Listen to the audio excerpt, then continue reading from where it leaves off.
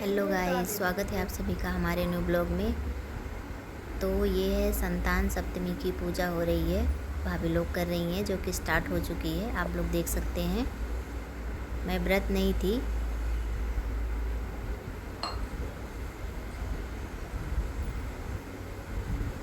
ये देखिए भाभी लोग पूजा कर रही हैं।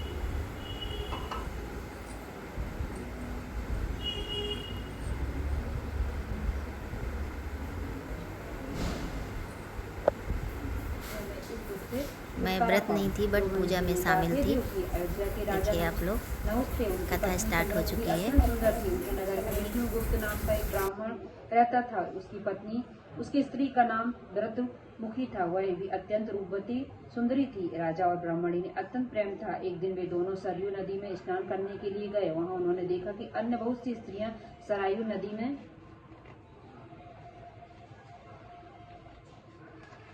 स्नान करके निर्मल वस्त्र पहनकर एक मंडप में शंकर एवं पार्वती की मूर्ति स्थापित करके पूजा कर रही थी। रानी और ब्रह्माणी ने यह देखकर उन स्त्रियों से पूछा कि बहनों, तुम यह किस देवता का किस कारण से व्रत करती आदि कर रही हो। यह सुन स्त्रियों ने कहा, हम संतान सप्तमी का व्रत कर रही हैं और हमें शिव पार्वती पूजन चंदन अक्षत आदि से स्वर्ण सोचर विधि से किया है। यह सब इस पुनीत व्रत का विधान है। यह सुनकर रानी और ब्राह्मणी ने इस व्रत के करने का मन ही मन संकल्प किया और घर वापस लौट आई। ब्राह्मणी भद्रमुखी से इस व्रत को नियम पूर्वक करती रही, किंतु रानी चंद्रमुखी मद के कारण कभी इस व्रत को करती, कभी नहीं करती, कभी भूल जाती। कुछ समय बाद दोनों मर गईं। दूसरे जन्म में रानी बंदरिया और ब्रह्माणी ने मुर्गी की योनि पाई, परंतु ब्राह्मणी मुर्गी की योनि में भी कुछ नहीं भूली और भगवान शंकर तथा पार्वती जी का ध्यान करती रही। उधर रानी बंदरिया की योनि में भी सब कुछ भूल गई।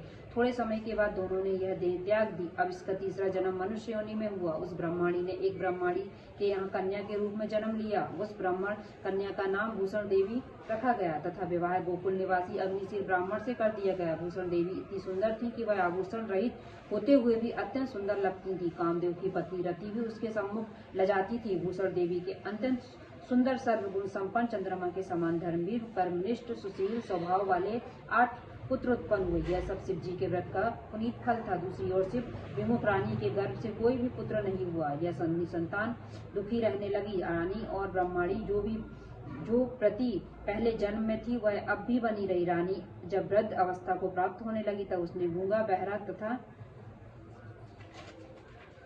बुद्धिहीन अल्पायु वाला पुत्र हुआ। वह 9 वर्ष की आयु में इस क्षण भंगुर संसार को छोड़कर चला गया। अब तो रानी पुत्र शोक से अत्यंत दुखी हो व्याकुल हो रहने लगी। देवयुग से भूषण देवी ब्रह्माणी रानी के यहाँ अपने पुत्रों को लेकर पहुंची। रानी का हाल सुनकर उसे भी बहुत दुख हुआ, किंतु उसमें किसी का क्या बस। कर्म और प्रारंभ से जो स्वयं ब्रह्मा भी मिटा नहीं सकते, रानी कर्म चरित्र भी इसी कारण उसे दुख भोगना पड़ा। इधर रानी पंडिताइन के इस वैभव और 8 पुत्रों को देखकर उसने मन में ईर्षा करने लगी तथा उसके मन में पाप उत्पन्न हुआ। उस ब्राह्मणी ने अपने रानी का संताप दूर करके निमित्त अपने 8 पुत्रों रानी के पास छोड़ दिए। रानी ने पाप के वशीभूत होकर उन ब्राह्मणी पुत्रों की हत्या करने के बीच से लड्डू में विष जहर मिलाकर उनको खिला दिया, परंतु भगवान शंकर की कृपा से एक भी बालक मृत्यु न हुई। यह देखकर रानी अत्यंत और आश्चर्यचकित हो गई और इस रहस्य का पता लगाने का मन में ठान ली। भगवान की पूजा से निवृत्त होकर जब भूषण देवी आई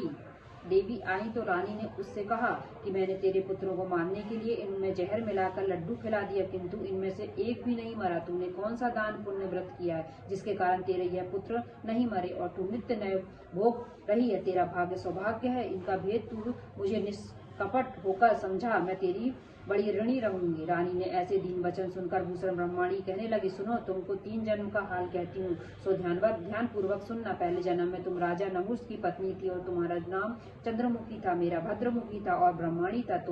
तुम अयोध्या में रहते थे और मेरी तुम्हारी बड़ी प्रीति थी। एक दिन तुम दोनों सरयू नदी में स्नान करने गईं और तुम्हारी दूसरी स्त्रियों को संतान सप्तमी का उपवास शिव जी का पूजन अर्चन करते देख हमने इस उत्तम व्रत को करने की प्रतिज्ञा की थी, किंतु तुम सब भूल गईं और झूठ बोलने का दोष तुमको लगा, जो इसे आज भी भोग रही हो।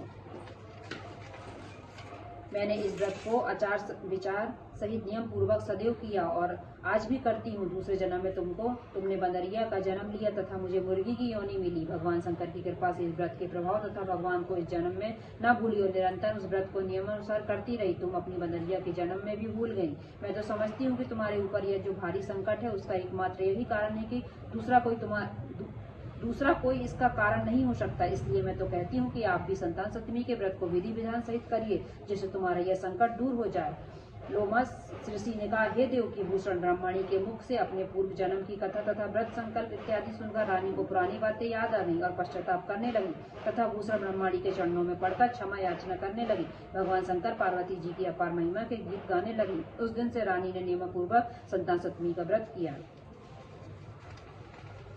जिसके प्रभाव से रानी को संतान सुख भी मिला तथा संपूर्ण सुख भोग कर रानी शिवलोक को गई। भगवान शंकर के व्रत ऐसा प्रभाव है कि पथ भ्रष्ट मनुष्य भी अपने पथ पर अग्रसर हो जाता है, अन्यत्र ऐश्वर्य भोग कर मोक्ष पाता है। लोमस ऋषि ने फिर कहा कि देवकी, इसलिए मैं तुमसे भी कहता हूँ कि तुम इस व्रत को करने का संकल्प अपने मन में करो तो तुमको भी संतान सुख मिलेगा। इतनी कथा सुनकर देवकी हाथ जोड़कर लोमस ऋषि से पूछने लगी, ऋषिराज, मैं इस पुनीत उपवास का अवश्य करूंगी। आप किंतु एक कल्याणकारी एवं संतान सुख देने वाले उपवास का विधान, नियम, विधि आदि विस्तार से समझाइए। यह सुनकर ऋषि बोले, हे देवकी नंदन, यह पुनीत उपवास भादों के महीने में शुक्ल पक्ष की दशमी के दिन किया जाता है। उस दिन ब्रह्म मुहूर्त में उठकर किसी नदी अथवा कुएं के पवित्र जल में स्नान करके निर्मल वस्त्र पहनने चाहिए। श्री शंकर भगवान तथा जगदम्बा माता पार्वती जी की मूर्ति स्थापित करें।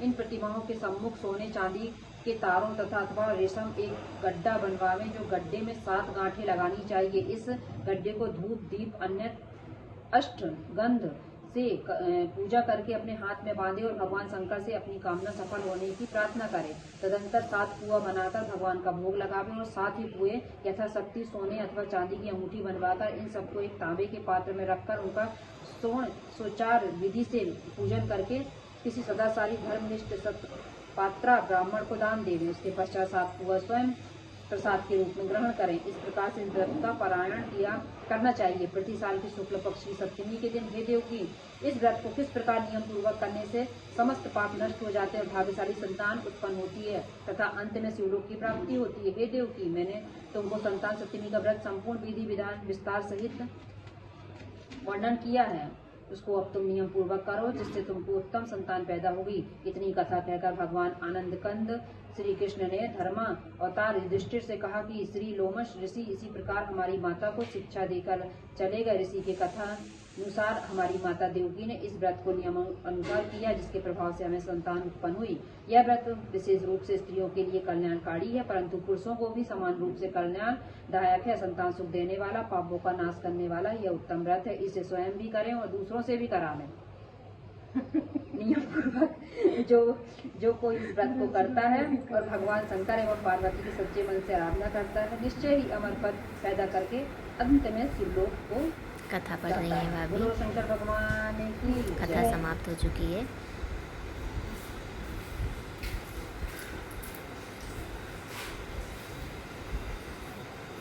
अब आरती करेंगे, तो आप लोग ब्लॉग में कंटिन्यू बने रहें। आरती स्टार्ट हो चुकी है। ब्रह्मा विष्णु सदा शिव, ब्रह्मा विष्णु सदा शिव, अर्धांगी धारा, ओम जय शिव ओंकारा, एकानन चतुरानन पंचानन राजे, स्वामी पंचानन राजे, हंसासन गरुड़ासन, हंसासन गरुड़ासन, प्रसेवाहन साजे, ओम जय शिव ओंकारा। दो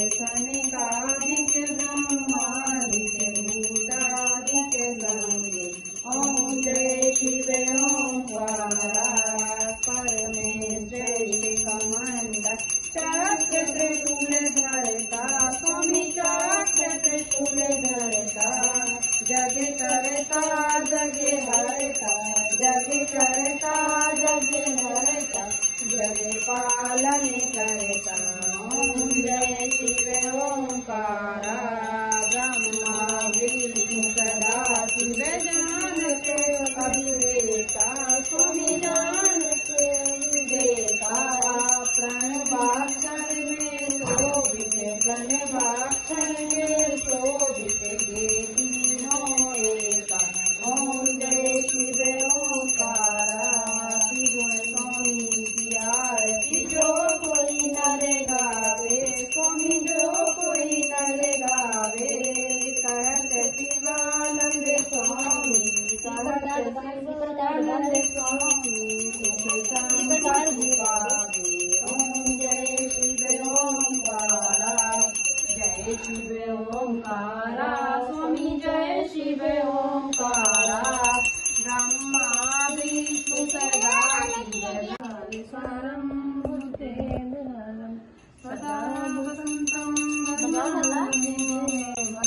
भवानी सर्वं नमामि तुम्हें माता पिता तुम्हें बंधु सखा तुम्हें।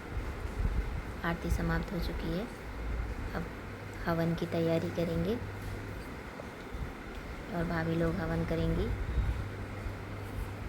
ये देख सकते हैं आप लोग ब्लॉग में कंटिन्यू बने रहें। अगर आप लोगों को ब्लॉग अच्छा लगे तो हमारे चैनल को सब्सक्राइब कर लीजिएगा और लाइक शेयर कमेंट करना बिल्कुल मत भूलिएगा।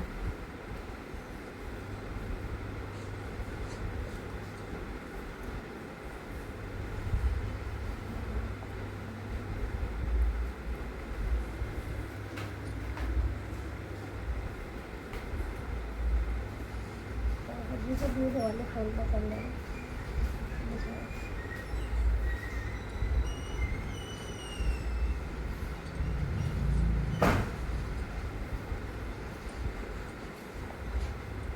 तो साड़ी में पहनते हैं, इसमें साड़ी में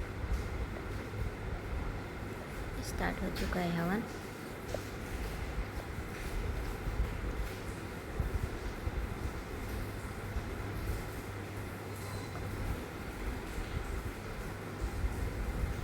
तो आज के लिए बस इतना ही। फिर मिलें किसी अदर ब्लॉग में। तब तक के लिए बाय बाय।